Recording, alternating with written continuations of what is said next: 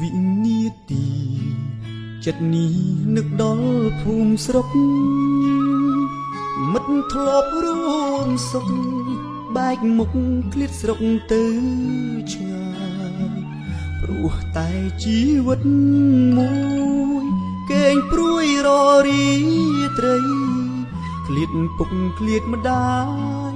ចិត្តកាយឆ្ងាយដូចជើងនឹកគ្រាកុមារចិន្តាមិនដែលខ្វល់ខ្វាយ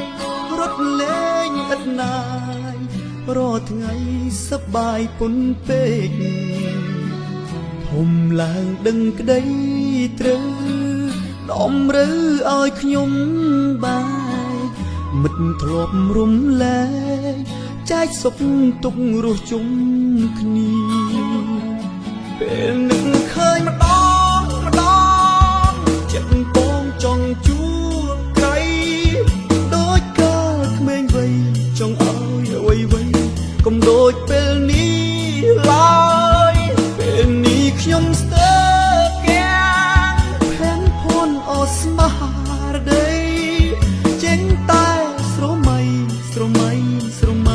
ជាយូរមកហើយរយលៀនបញ្ហា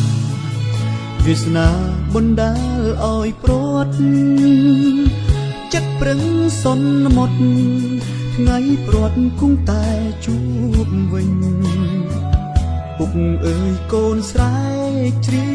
ងរំដងទុកតម្នេញផ្ដាំទៅសំឡាញ់វិលវិញជួបគ្នាជាថ្មី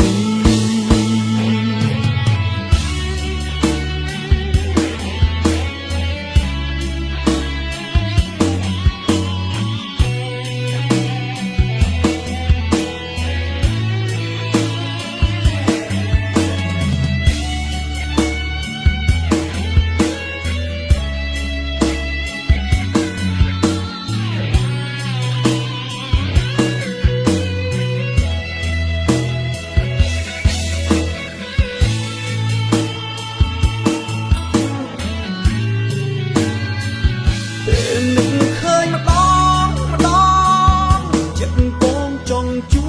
បក្រៃដូចកាលក្មេងវ័យចង់ឲ្យអ្វីកុំដូចពេលនេះឡើយពេលនេះខ្ញុំស្ទើរកាំងផែនភ័ណ្ឌអស្មារតី